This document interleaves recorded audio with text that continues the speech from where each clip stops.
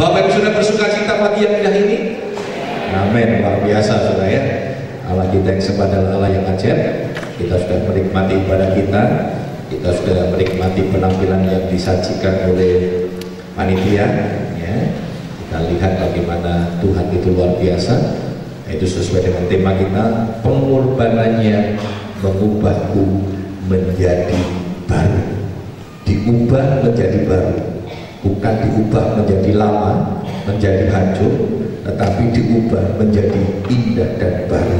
Mari kita sama-sama melihat dalam 2 Korintus 5 ayat yang ke-17. 2 Korintus 5 ayat yang ke-17. 2 Korintus 5 ayat yang ke-17. Semoga kita mungkin berdiri bersama-sama. Kita mau baca ayat ini bersama-sama. 2 Korintus 5 ayat yang ke-17 kita mau baca sama-sama ya. 2, 3. Jadi siapa yang ada di dalam Kristus, ia adalah ciptaan baru, yang lama sudah berlalu, sesungguhnya yang baru sudah datang. Puji Tuhan. Kenapa betapa pentingnya pengorbanan Kristus bagi kita? Ya, kenapa betapa pentingnya pengorbanan Kristus bagi kita?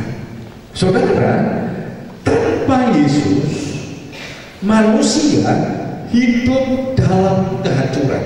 Tadi kita lihat diperagakan itu mewakili saja saudara, tapi masih banyak nilai-nilai duniawi yang menguasai kehidupan manusia ya. Tentang kepahitan, keegoisan, kemarahan, kenajisan, kesombongan. Nah, semua nilai-nilai tadi itu tidak membawa kepada keindahan, kebaikan, kemuliaan, tetapi semua nilai-nilai tadi, nilai-nilai dunia itu akan membawa kepada kehancuran. Jadi tanpa Yesus manusia akan hidup di bawah kepada kehancuran. Masih ingat ya? Saya pernah sampaikan bahwa manusia itu diperhadapkan kepada 2 pilihan arus. Arus yang pertama disebut dengan gereja Tuhan. Arus gereja Tuhan ini sudah mengalir begitu cepat di hari-hari ini, dan arus gereja Tuhan itu sudah menuju ke satu titik. Titik itu namanya kemuliaan dan kesempurnaan. Jadi gereja sedang dibawa kepada satu titik, yaitu titik kesempurnaan dan kemuliaan. Sementara arus yang lain yang disebut dengan dunia, arus dunia sama sedang mengalir begitu cepatnya, sama dengan arus gereja Tuhan. Dan arus dunia ini sedang mengalir begitu cepat menuju pada satu titik. Titik itu namanya titik kehancuran. Ada 2 arus. Arus yang pertama membawa gereja itu kepada kesempurnaan, sementara arus dunia itu membawa kepada titik kehancuran. Nah, sekarang kita diperhadapkan saudara. Saya berulang-ulang sampaikan, Tuhan tidak menciptakan kita sebagai manusia robot yang tidak punya pilihan, tetapi Tuhan menciptakan kita memiliki free will, kehendak bebas. Firman Tuhan 2 minggu yang lalu dikatakan kita ini diperhadapkan oleh Tuhan untuk kita memilih antara berkat dan kutuk. Jadi kalau Bapak sudah diberkati, itu merupakan konsekuensi akibat dari pilihan kita. Kalau kita mengalami kutuk, itu bukan Tuhan yang mengutuk, tetapi konsekuensi akibat dari pilihan kita. Jadi itu free will juga. Contohnya seperti Bapak Ibu Saudara yang bekerja di satu perusahaan. Perusahaan punya aturan. Nah, ketika Bapak Saudara melanggar peraturan itu, ada aturan juga saudara. Melanggar sekian, SP 1, 2, 3 pecat.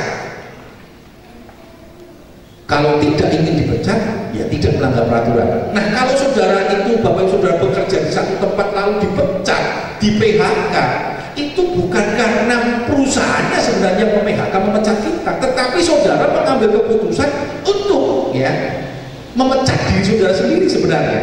Cuma perusahaan kan sifatnya hanya memberikan SK saja, tetapi sikap kita mengambil langkah untuk melanggar peraturan itu sebenarnya sebuah akibat dari pilihan kita, dan akhirnya kita dipecat.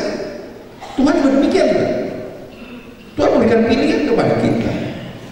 Saudara mau hidup di dalam kemuliaan, saudara mau hidup dalam proses kesempurnaan, atau saudara mau hidup dalam proses kehancuran, itu pilihan kita. Itu pilihan kita. Tetapi Tuhan sudah berikan solusi. Tuhan sudah berikan jalan keluar. Kematian Yesus, pengorbanan Yesus, itu merupakan solusi yang luar biasa yang tidak pernah ada. Satu orang pun di muka bumi ini, satu tokoh pun di muka bumi ini, satu nabi pun di muka bumi ini yang dapat memberikan solusi tentang dosa. Saya berulang-ulang sampaikan, persoalan satu-satunya persoalan manusia yang tidak pernah bisa diselesaikan oleh manusia itu sendiri adalah persoalan dosa. Tetapi Tuhan memberikan solusi itu. Nah, saudara, kita lihat keberadaan manusia tanpa Yesus. Ya, kita melihat di dalam Roma 3 ayat 10 hingga 18.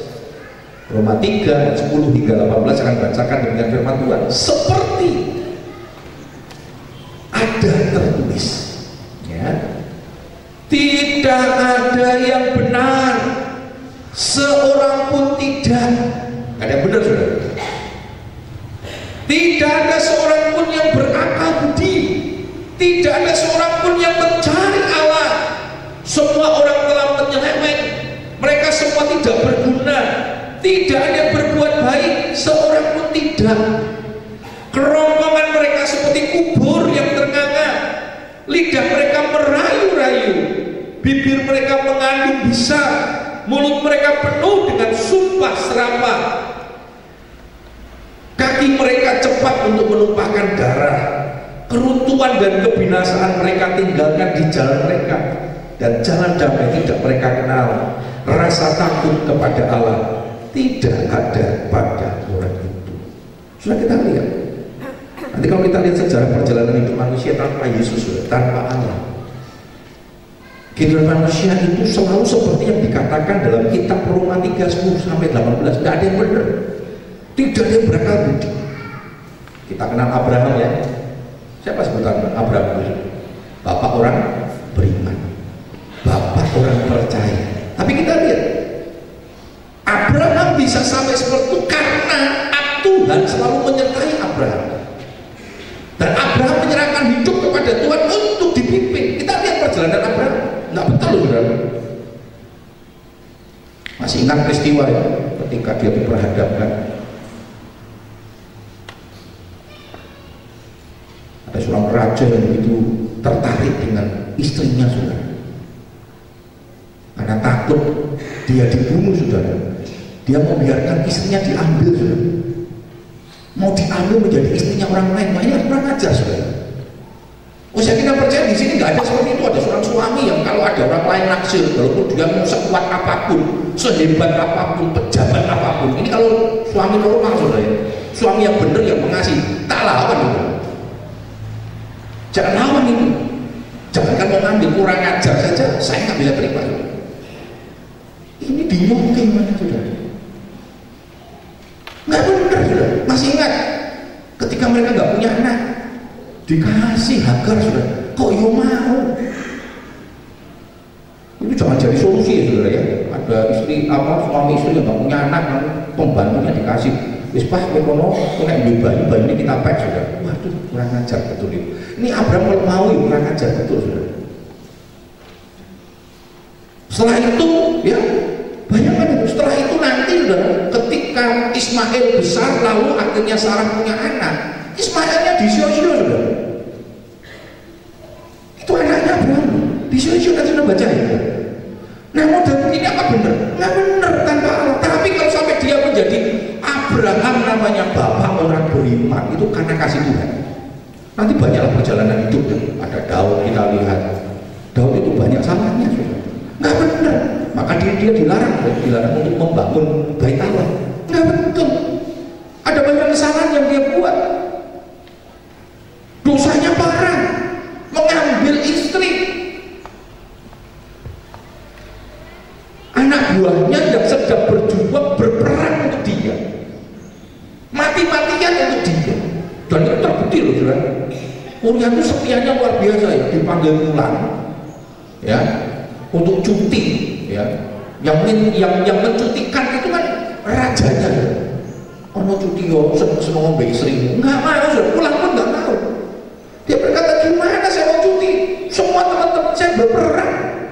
cuti. Ini kan, waduh, ini prajurit yang luar biasa ya.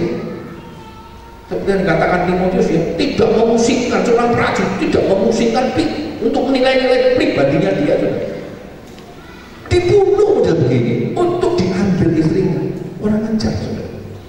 Jadi manusia itu tanpa Yesus sama, saudara. Saya ini tanpa Yesus ada karu-karuan saya. Saya nggak bisa berdiri di hadapan saudara. Mungkin saya nggak genah tanpa Yesus. Dan saya tidak percaya bahwa saudara kalau bisa hadir di tempat ini dengan hidup dalam kemuliaan Allah, itu karena kasih Yesus, karena pengorbanan Yesus yang begitu luar biasa dalam hidup kita. Coba kita lihat diri kita. Tanpa Yesus brengsek semua dalam kita ini. Nggak betul semua. Tapi kalau sampai hari ini kita bisa hidup dalam kemuliaan Allah, itu karena kebaikan Tuhan. Amin. Amin. Maka itu jangan brengsek lagi, saudara ya.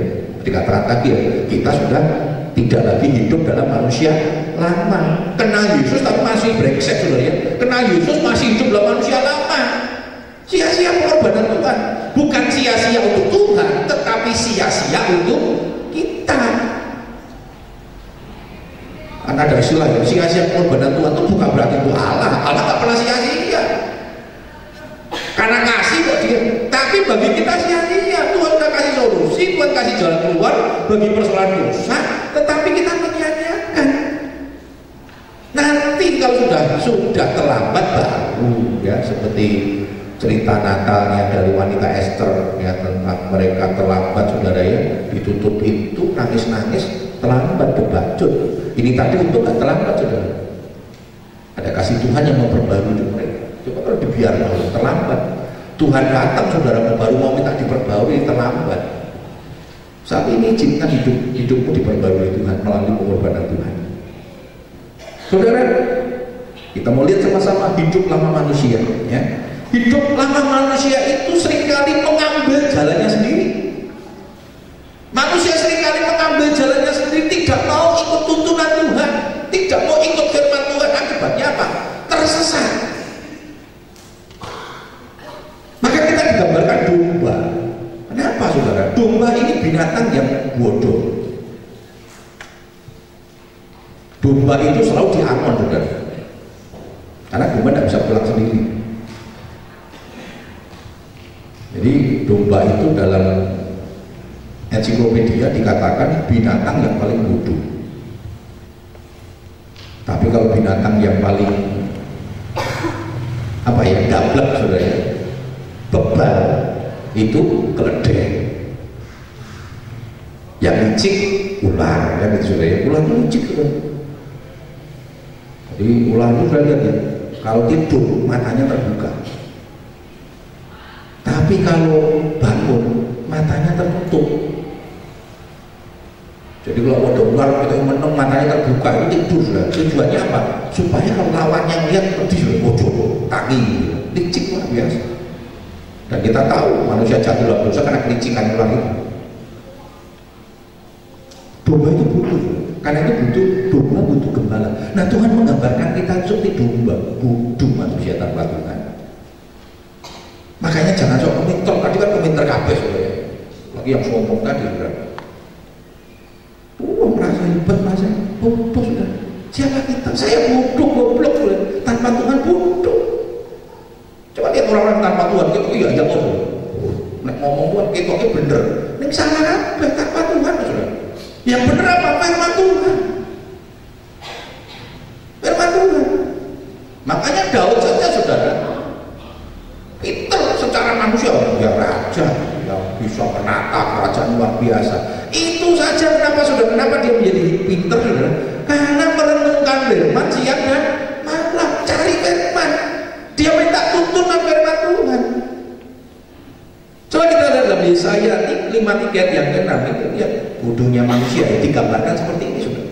Kebodohan manusia, tadi dikatakan dalam Roma 3, tidak berakal budi, semua bodoh. Tanpa Yesus kita bodoh, nggak ada apa-apanya. Yesaya 53 yang ke-6 dikatakan demikian. Kita sekalian sesat seperti domba, masing-masing kita mengambil jalannya sendiri. tetapi Tuhan telah melimpahkan kepadanya kejahatan kita sekalian. Digambarkan kita ini seperti domba yang bodoh, yang seringkali tersesat. Tanpa gembala kita tersesat, tanpa tuntunan Tuhan kita tersesat. Karena itu Tuhan kasih tuntunannya apa? Kebenaran firman Tuhan. Makanya Yesus katakan apa? Kalau hidupmu sesuai dengan firman Tuhan, maka jalanmu beruntung.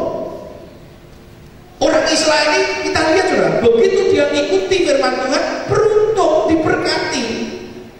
Tapi begitu mereka nyeleweng sudah, dan berapa kali bahasa Israel kan akhirnya jatuh bangun dalam dosa sudah. Diberkati oleh Tuhan, nyeleweng, akhirnya dibuang selama 70 masa, nyeleweng lagi ya, bertobat lagi, bangun, nyeleweng lagi, dijajah sama Romawi, nyeleweng lagi saudara, akhirnya dihancurkan. Sekarang ini pun mereka belum betul-betul takut sama Tuhan. Saudara, kita lihat, kalau hidup kita tidak sesuai dengan firman Tuhan, kita sesat. Kembali kepada firman Tuhan. Saya pernah sampaikan kepada saudara, ada seorang bapak yang ngakunya ateis, saudara.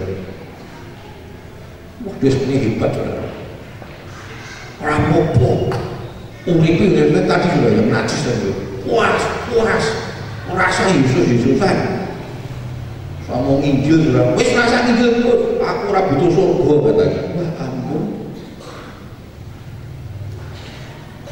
Wis aku nang neraka ora wedi katanya. Ya, setan aja takut sama yang namanya neraka, saudara orang wedi neraka. Ini orang yang nek ngomong ya tadi orang bodoh nek ngomong ya sak blak-blakan ya apa? Orang-orang Jawa bilang asal jeplak gitu. Orang bodoh, orang salah. Mati-mati kan kecil, rasa ajar katanya. Begitu dia itu loro. Loro, ora apa-apa, ora mungkin tenang wae. Orang bodoh kan gitu sudah. Betul, orang kecil. Oh, neraka kecil katanya. Ampun, neraka kecil, setan aja nangis-nangis lebih sama Tuhan. Tuhan, jangan apakah engkau mau menghukum aku, waktuku belum tiba, kita patut gemetar takut. Setan itu bisa main, lagi ngomuli setan. Makanya jangan heran saudara, di Facebook, media sosial sampai muncul satu apa seperti kalimat gitu ya, itu yang menjengkelkan, muncul yang menjengkelkan juga. Setan protes sama Tuhan katanya, karena setan itu reputasinya hancur gara-gara manusia katanya. Kita tahu setan kan paling jahat, ternyata setan protes, menungso lebih jahat dari saya katanya. Wes ora usah tak bisiki, ora usah tak goda, wes lebih jahat kelakuannya kata saudara. Tapi belum apa-apa katanya gara-gara rayuan setan, bisikan setan. Padahal aku ora tau rayu, ora usah tak bisiki, ora usah tak rayu, wes dosane ngumpuli aku kata saudara. Tapi betul ini manusia bodoh. Tapi ketika dia mulai sakit keweden saudara. Apa pokoknya aku bisa mlebu surga lho. Bemen kotor kecil neraka ora wedi, orang bodoh nek ngomong gitu sudah. Wis mati. Saya bilang, bemen kan kotor kecil ora wedi. Saudara jangan merasa kita ini hebat, saudara. Tanpa Tuhan kita bodoh. Karena itu kalau nanti bodoh, diajari nurut, saudara. Diajari firman Tuhan nurut. Berapa banyak, saudara? Wis bodoh diajari ngeyel kan? Jengkel saudara ya. Jengkel. Coba lihat orang bodoh. 1 tambah 1 berapa? 5. Loro preso 5. Bener coba itu kan 1 plus 1 pro 5 katanya. Aduh, mumet sudah. Ada orang ini kan pusing sudah. Pusing. Ada loh yang ngeyel lah ya. Satu yang mulai itu dulu sudah. Satu seneng ya kalau ngajar itu selalu katakan begini. Jangan takut berbeda pendapat dengan saya. Selama kamu punya alasan. Saya senang diskusi juga kalau di kelas ya. Kalau ngajar di sekolah kitab, di STT itu senang.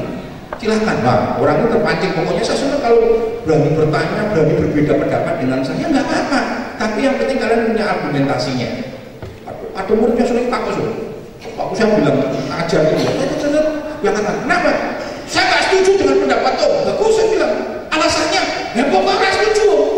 Lo orang alasannya apa? Ya pokoknya nggak setuju. Wah, repot saudara. Waktu setiap pengajar dia katakan, nggak setuju benar. Saya bilang, iya alasannya, ya pokoknya nggak setuju. Ya udah saudara repot. Dan menanggapi begini begini kan repot saudara. Ya sudah saya bilang, tapi kamu sudah diem aja, orang setuju saya katakan saya ini menang baik, saya bilang nggak setuju boleh, tetapi harus ada argumennya apa. Saya senang sudah tidak akan malah memberikan nilai jelek karena dia berbeda pendapat dengan saya. Ada kan dosen yang orang timur sudah, kalau murid itu nggak setuju dia mengambil budak kan, bilang sudah budak ya pasti kamu tak kasih nilai 3 lumayan terus katanya, bertobat katanya, suruh bertobat sudah. Ada juga saudara, ya nggak apa-apa, untuk kan karakternya masing-masing saudara. Nah saudara, tapi ada orang yang bodoh ini kan biasa begitu, sok ngerti, sok tahu, tetapi nggak ngerti. Karena itu kita perlu firman Tuhan itu yang menuntun hidup kita, dan firman Tuhan itu sudah teruji, nggak usah uji lagi saudara. Firman Tuhan sudah teruji berabad-abad, ya sampai hari ini firman Tuhan itu sudah teruji. Karena itu kalau saudara nyadari bodoh, ya, kalau kita merasa kita bodoh, jangan pernah merasa pintar. Saya katakan begini, orang yang merasa pintar itu orang yang paling bodoh di dunia. Kenapa? Karena orang yang sudah merasa pintar nggak mau belajar, betul kan? Wis merasa pintar, merasa sinau, ya mentok sudah. Mentoknya ya di S3 yang dia ambil. Tapi kalau dia belajar udah pernah waktu. Ada 3 macam pendidikan kan? Pendidikan formal itu pendidikan kalau kita kuliah yang nanti pada akhirnya akan ditandai dengan adanya ijazah.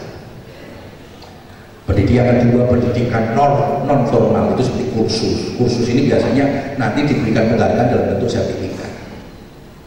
Ada pendidikan yang disebut dengan informal, pendidikan karena pengalaman hidup. Ini nggak pernah mati, nggak pernah berhenti. Sampai bapak saudara tua sudah 70 tahun, 80 tahun, kita masih belajar dari pengalaman hidup. Kami yang muda-muda harus banyak belajar dari pengalaman hidup dari orang-orang tua. Makanya seringkali digambarkan orang tua itu sudah banyak makan asam garam. Kok saya mikir orang loromah, orang lorong musrik saudara ya. Asam garamnya sudah makan, dimakan banyak, cuman gambaran bagaimana kehidupan manusia ini perlu belajar dari pengalaman hidup. Makanya orang paling andalnya gitu ya, zaman mbah debenen itu pengalaman hidup, dan itu jangan disingkirkan, jangan diabaikan, karena pengalaman hidup ini penting. Mengatasi orang sakit kan gitu ya, zaman dulu mengatasi orang sakit, gruski berambang kene deleng ya, wadah gruski opo kene batuk, itu kan pengalaman dan betul sudah. Mama saya itu pokoknya baru loro bucur saudara, zaman dulu ya dibucur kerokin nganggo berambang juga. Makanya sampai sekarang saya ini senengane kerokan saudara. Apa nanti loro orang kaki apa obat dan dikasih mas sakit kepala ini udah kata orang yo mari saudara, loro pusing yo mari flu batuk dikeroki mari saudara. Jadi zaman dulu obat batuk orang laku sudah ya, karena larang ya, obat batuk kan mahal kan. Wes kerokan mari luar biasa ya. Walaupun dokter katakan kerokan itu berbagai macam analisa sudah ya. Wah kerokan juga bagus dari bagiannya bukti ini kerokan sudah ya. Kerokan kamarem kata juga. Nah itu kan pengalaman hidup, berdasarkan pengalaman.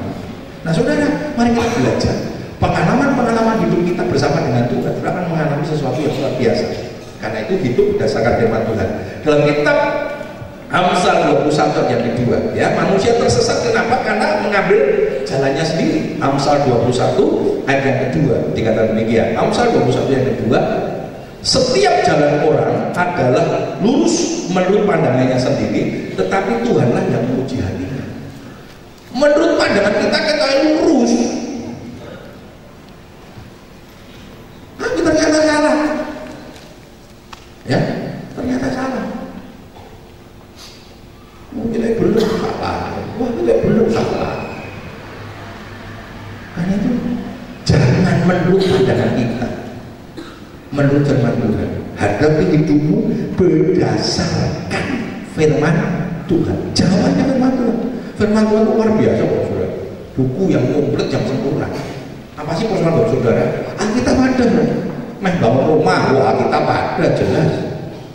Masalah sakit penyakit, Alkitab ada jawabannya. Ekonomi sudah, loh ilmu ekonomi sudah. Kalau sudah baca ilmu ekonomi itu banyak diambil dari dasar firman Tuhan. Manajemen itu banyak diambil dari dasar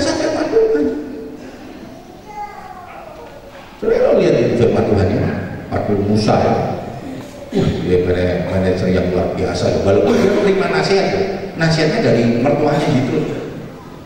Waktu dia memimpin bangsa Israel keluar, saudara, sentral, jadi sentral itu saudara. Setiap ada konflik gitu ya, dan konflik dia melayani sampai ngantri. Waktu mertuanya datang justru ngomong gini, Musa, wah kamu mati tua Musa, gini saudara. Kenapa? Musa udah 80 tahun saudara ya, itu mati tua saudara, bukan mati nom ya. Wah cepet mati kamu kalau begini. Kamu layani sendiri banyak sampai kaki seharian sampai mertua diteko saudara. Nggak bisa diladeni. Mertuanya datang nggak diladeni, ngantri. Salah ini. Kau nggak bisa begitu. Bagi kelompok-kelompok. Makanya pemimpin 1000, pemimpin 100, luar biasa. Ini pendelegasi apa? Kalau bicara pendelegasi, Alkitab itu yang sudah sampaikan kebenaran firman itu. Jadi Alkitab itu sumber segala pengetahuan, baik itu hikmatnya dunia. Karena itu hikmat dunia kita jangan bersumber kepada kekuatan kita terbatas, tapi hikmat kita berdasar kepada hikmatnya Allah. Luar biasa, jangan menganggap kita ini mampu, pikirnya lurus tapi nggak lurus, nggak ada lurus. Kenapa? Tidak ada kepastian dalam dunia ini, hanya Yesus yang pasti, hanya Allah kita yang pasti. Dan saudara, kita bersyukur saudara. Manusia lama kita tersesat, tetapi kita bersyukur karena pengorbanan Yesus membawa pulang jiwa-jiwa yang tersesat.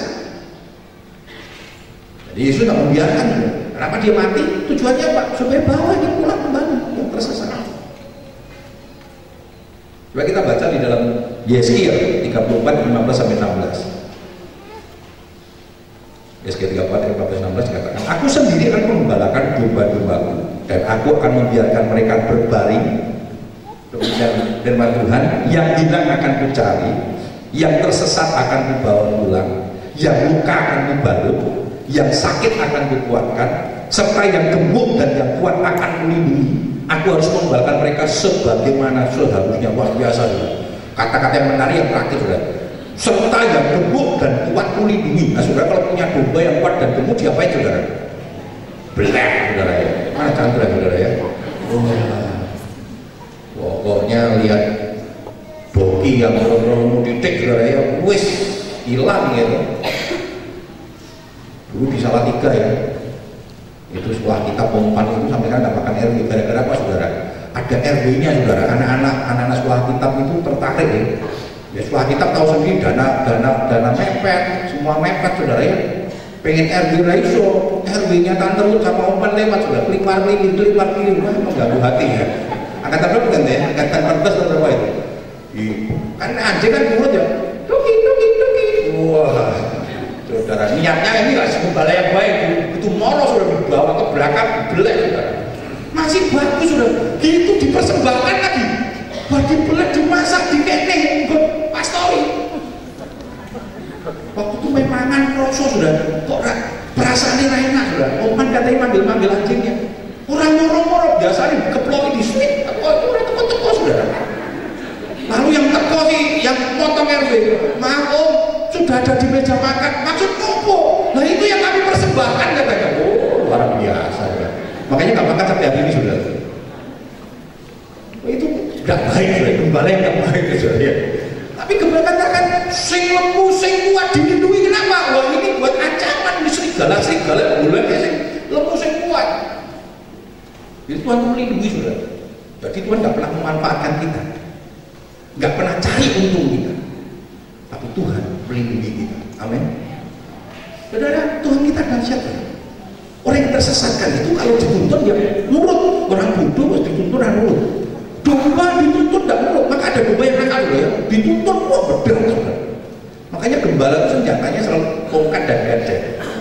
Tongkatnya panjang lengkung. Tujuannya apa? Tongkat ini tujuannya kalau ada domba yang nakal, tuareg gantol, wah sakit sudah. Mungkin sudah mau lari dari kebenaran firman Tuhan. Saudara mau naik dewi sakar dewi, sama Tuhan digantol sudah. Wah digantol sama firman Tuhan kadang sakit juga firman Tuhan. Ini niatnya ngeyel saudara, ngeyel terus sudah betul kan? Nggak boleh mungkin nggak boleh itu. Yo caranya bisa bedah saudara. Ya cari cara, ya lama-lama hilang tenang sudah.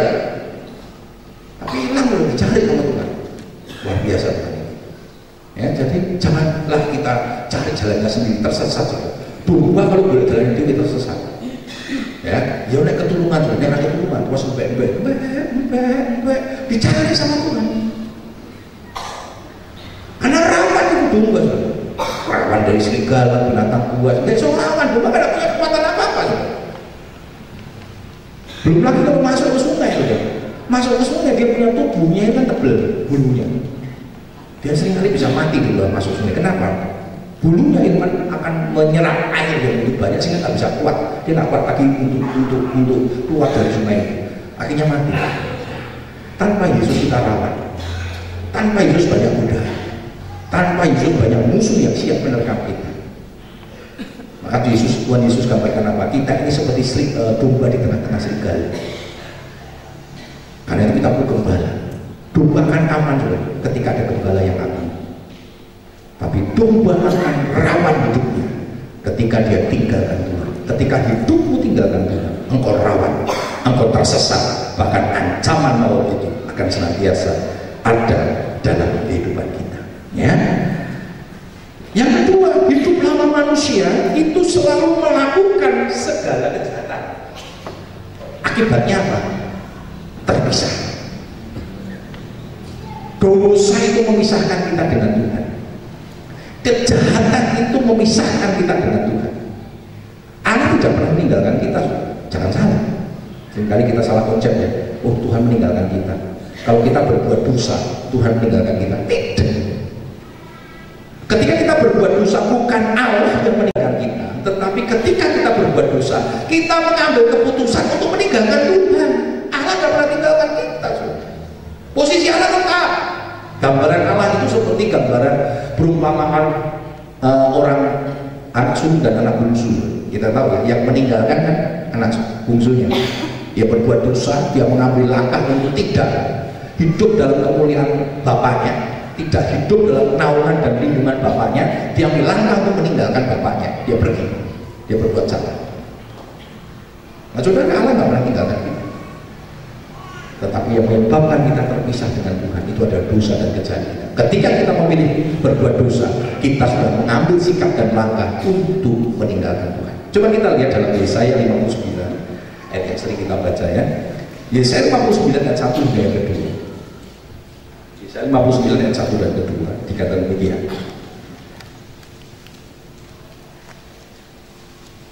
Sesungguhnya tangan Tuhan tidak kurang panjang untuk menyelamatkan, dan pendengarannya tidak kurang tajam untuk mendengar. Tetapi yang merupakan pemisah antara kamu dan Allahmu ialah segala kejahatanmu, dan yang membuat dia menyembunyikan diri terhadap kamu sehingga ia tidak mendengar ialah segala dosa. Manusia lama kita seringkali kita hidup di dalam kejahatan, hidup di dalam dosa. Akibatnya apa? Terpisah. Maka mati itu kan artinya terpisahnya rohani ya, hubungan antara Allah dengan manusia. Mati jasmani, terpisahnya antara tubuh dan roh, terpisah. Maka firman Tuhan kan ngomong, dosa itu mengakibatkan kematian. Terpisah kita ini. Nah, saudara tahu kalau terpisah bagaimana? Berarti saudara tidak lagi ada dalam tuntunan gembala yang agung. Akibatnya apa? Ya tersesat tadi. Terpisah itu menyebabkan kita ya hidupnya nggak bisa kuat, karena kita nggak punya tuntunan, seperti domba tanpa gembala. Karena jangan pernah memisahkan diri dengan Tuhan dengan cara kita berbuat jahat, kita berbuat dosa. Dengan berbuat dosa itu kita mengambil langkah untuk menjauhi Tuhan. Ngerti kan? Ngerti bahwa dosa itu menyebabkan kita terpisah dengan Allah. Ngerti. Sudah tahu kalau sudah berbuat dosa itu sudah membuat sudah terpisah dengan Allah. Minimal sudah pakai itu. Coba lihat. Yang kemarin saya sampaikan ya. Nggak ada di hadapan Tuhan itu nggak ada dosa besar, dosa kecil. Semua sama. Cuma dosa itu kan di ukuran manusia saja ya, dosa besar nyolong titik deh, korupsi itu lebih gede dosanya yang korupsi. Enggak, sama di hadapan Tuhan semua dosa sama.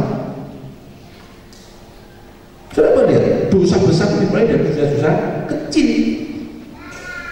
Waktu sekolah ningkun, dosa nggak ya? Nggak ada tuh ningkun dengan sukacita, betul kan? Ningkun mana tenang ya? Saya pernah ningkun ya.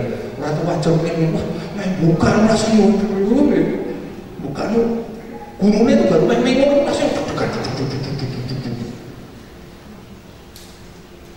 Waktu saya sekolah kitab ada orang tua saya udah usianya 60 tahun, pensiunan tentara. Saya ngajar sama, ya yang dia udah 60, yang ngajar usianya masih 30 tahun. Ya. Begitu lama, langsung buku wakat juga ini muncul. Saya bilang begini, wah, jadi training, harus baik katanya saudara, harus baik. Betul saudara, dosanya tahu, ketok-ketok bicaranya. Ya biasanya itu saudara. Terus dilihat sama dia, oh tenang aja saudara, ada ngerti. Ketok-ketok cuma itu ada apa coba ketok-ketok katanya. Bapak kok nyontek gimana?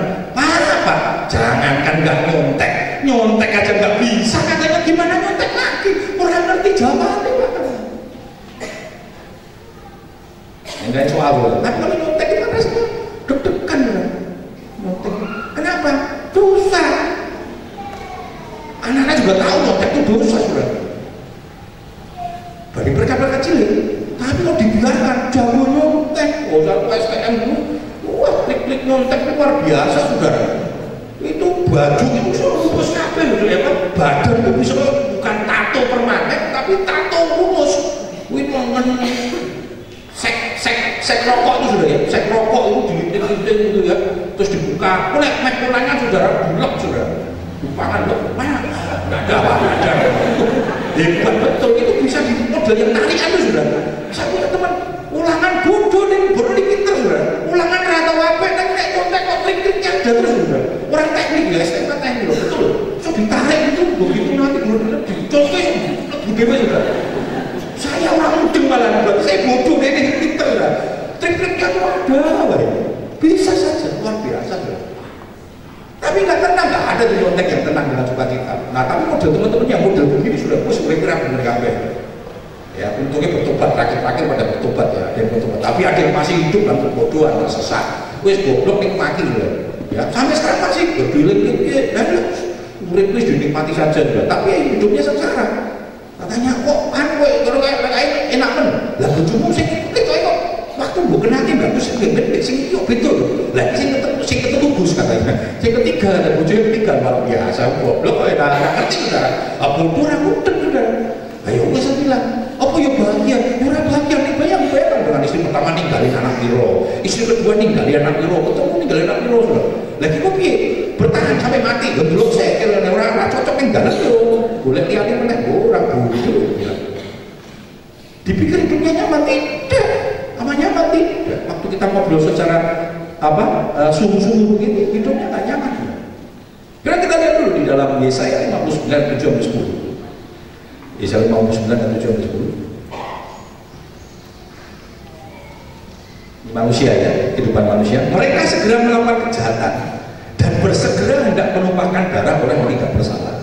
Rancangan mereka adalah rancangan kelaliman, dan kemana saja mereka pergi, mereka meninggalkan kebinasaan dan keruntuhan. Mereka tidak mengenal jalan damai, dan dalam jejak mereka tidak ada keadilan. Mereka mengambil jalan-jalan yang bengkok, dan setiap orang yang berjalan di situ tidaklah mengenal damai. Sebab itu keadilan tetap jauh daripada kami, dan kebenaran tidak sampai kepada kami. Kami menanti-nantikan terang, tetapi hanya kegelapan belaka, menanti-nantikan cahaya, tetapi kami berjalan dalam kekelaman. Kami meraba-raba dinding seperti orang buta, dan meraba-raba seolah-olah tidak punya mata. Kami tersandung di waktu tengah hari seperti di waktu senja, duduk di tempat gelap seperti orang mati. Ini keadaan orang-orang yang terpisah, yang hidupnya ada di dalam dosa, hidupnya penuh dengan kejahatan, gak ada kebenaran, gak ada damai sejahtera. Orang yang hidup di luar Kristus, orang yang hidup senantiasa ada di dalam kejahatan, di dalam dosa, hidupnya tidak akan pernah ada dalam damai sejahtera. Tapi kalau engkau senantiasa ada dalam Tuhan, walaupun engkau secara manusia menderita, secara fisik hidup kita mungkin gak enak saudara, tetapi jangan takut, damai sejahtera Tuhan tidak pernah tinggalkan kita. Itu yang boleh menjadi kekuatan kita, damai sejahtera. Saudara boleh menghadapi persoalan, saudara boleh menghadapi berbagai macam tantangan, selama damai sejahtera Allah itu tinggal dalam hidup kita. Itu yang menjadi kekuatan kita. Makanya Filipi 4:7 katakan apa? Damai sejahtera Allah yang melampaui akal itu akan memelihara hati dan pikiran. Secara manusia tidak mungkin, orang mungkin bingung lihatin kita. Oh, ini aku nih stres, ini aku nih stres. Tapi ternyata mampu. Saudara, setiap kita mungkin diberikan beban oleh Tuhan.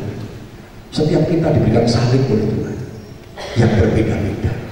Mungkin Bapak Saudara berpikir ya, aku lihat salibnya orang itu nggak mungkin aku kuat, aku nggak mampu. Tapi mungkin orang lain juga sama, Saudara. Waktu melihat salib kita, aku dulu salib Yesus aku nggak kuat saya. Kenapa, Saudara? Tuhan kasih salib kita sesuai dengan bagian kita masing-masing. Dan Tuhan yang tahu ukuran salib kita, jangan boleh salib dewi, Saudara. Salib itu Tuhan kasih. Salib itu kasih karunia. Karena firman Tuhan mengatakan kita bukan hanya diberikan karunia untuk percaya, tapi juga menderita. Jangan cari penderitaan. Tapi kalau Tuhan izinkan kita menanggung penderitaan karena Tuhan, Tuhan kasih damai sejahtera, Tuhan kasih kekuatan. Saya nggak tahu mungkin hari-hari ini Bapak Saudara sedang mengalami kondisi-kondisi yang mungkin sudah berpikir sudah sedang menderita. Tapi jangan takut, Saudara. Kalau menderita itu datangnya karena Tuhan. Firman Tuhan katakan itu kasih karunia. Sebab apa? Kenapa disebut kasih karunia? Dengan penderitaan yang Tuhan izinkan saudara nikmati, Tuhan sedang melimpahkan anugerah yang begitu besar. Yusuf tidak akan menjadi perdana menteri kalau dia tidak akan mengalami penderitaan yang Tuhan izinkan. Ya, yang Tuhan izinkan. Coba saudara renungkan. Mungkin ada banyak penderitaan yang dulu kita alami. Kalau kita boleh tiba sampai hari ini, itu semua karena kasih kekuatan Tuhan. Kalau bukan karena penderitaan yang kita alami, kita mungkin tidak bisa sampai tiba di titik hari ini. Itu yang disebut dengan kasih karunia Tuhan. Saudara, pengorbanan Yesus itu memperdamaikan Allah dengan manusia. Jadi yang berpisah dengan Allah, kenapa? Yesus perlu mati untuk kita, karena kematiannya itu memperdamaikan Allah dengan manusia. Roma 5:10. Dosalah yang memisahkan kita dengan Allah. Tetapi Yesus sudah tebus bayar harga itu dengan kematiannya, makanya kita diperdamaikan dengan Allah. Roma 5:10. Sebab jikalau kita ketika masih berseteru diperdamaikan dengan Allah oleh kematian anaknya, lebih-lebih kita yang sekarang telah diperdamaikan pasti akan diselamatkan oleh hidupnya. Tuhan akan selamatkan hidup kita. Ya, kita yang sudah terpisah, Tuhan perdamaikan hidup kita. Yang ketiga, hidup lama manusia adalah hidup dalam dosa. Akibatnya apa? Terhilang. Tadi kita melakukan kejahatan-kejahatan, akhirnya hidup dalam dosa. Tadi mungkin masih jatuh dalam dosa, tapi karena dosa itu kita membiasakan diri, sehingga kita bisa dikeraskan. Yang menjadi kekhawatiran kita itu adalah ketika kita dikeraskan hati kita seperti Firaun. Beberapa kali saya ingatkan ya, kita berbuat dosa, jatuh dalam dosa, Tuhan ingatkan, ngeyel terus, akhirnya kita hidup dan tinggal di dalam dosa. Dan kalau sudah seperti ini dikeraskan seperti seperti Firaun. Tapi syukur pada Tuhan, Tuhan masih sayang sama kita. Tuhan masih kasih kesempatan sama kita, supaya kita tidak menjadi terhilang. Kita ditemukan oleh Tuhan, dan Tuhan mau menemukan kita. Maka Wahyu katakan Tuhan berdiri depan pintu dan mengetok, diketok terus kita ini, diketok pintu hatinya supaya bertobat, buka hati bertobat. Berapa banyak mungkin sudah diketoki masih belum dibuka-buka, masih dikunci rapat dinding. Tuhan Yesus tutup dinding, Tuhan Yesus tutup gitu sudah ya. Jangan bukakan pintu, dan Tuhan akan masuk dalam itu. Roma 6:3 dikatakan, karena semua orang telah berbuat dosa dan telah kehilangan kemuliaan Allah. Ya, semua orang sudah berbuat dosa, semua orang telah kehilangan kemuliaan Allah. Orang yang berbuat dosa sudah kehilangan kemuliaan Allah, yang nggak punya harapan. Mengerikan, kematian yang kekal menanti hidup kita. Tapi Tuhan kasih harapan. Dosa itu diberikan jalan dengan kematian Yesus. Manusia lama kita hidup dalam dosa, dengan manusia baru kita ditebus, kita dibenarkan di dalam kasih Yesus, pengorbanan Yesus. menebus dosa manusia. Pengorbanan Yesus itu menebus dosa manusia. 1 Petrus 1 18-19. 1 Petrus 1 ayat 18-19 dikatakan demikian, sebab kamu tahu bahwa kamu telah ditebus dari cara hidupmu yang sia-sia yang kamu warisi dari nenek moyangmu itu, bukan dengan barang yang fana, bukan pula dengan perak atau emas, melainkan dengan darah yang mahal, yaitu darah Kristus yang sama seperti darah anak domba yang tak bernoda dan tak bercacat. Biasa ditebus dari cara hidup nenek moyang yang sia-sia, hidup di dalam dosa, ditebus. Sebesar apapun dosamu ditebus. Allah tidak pernah memperhitungkan sebesar apapun dosamu. Kalau manusia kan hitung-hitung sudah, wes udah terampunkan katanya tadi, udah terampunkan. Berapa banyak orang yang tidak mau mengampuni karena merasa dosa orang itu terhadap kita itu terlalu besar, sehingga kita tidak akan pernah mengampuni. Jangan saudara, itu namanya kepahitan. Dan kepahitan membuat kita tidak ada dalam kebahagiaan Tuhan. Dan yang utama lagi, kepahitan tidak membawa saudara pada hidup yang kekal. Nah, hidupnya pahit juga. Izinkan kasih Yesus pagi yang indah ini memperbarui hidup. Ditebus, kepahitanmu ditebus, kenajisanmu ditebus oleh Tuhan, kesombonganmu itu mengubah hidup. Dan hidup dalam kenajisan, hidup dalam kepahitan, hidup dalam kemarahan, keegoisan, kesombongan, kebencian, izinkan Tuhan mengubah hidupmu. Izinkan hidupmu dihancurkan seperti bencana tadi untuk dibentuk menjadi sesuatu yang baru. Sakit, memang sakit, dagingnya sakit, tapi izinkan karena Tuhan mau memperbarui hidupmu untuk menjadi sesuatu yang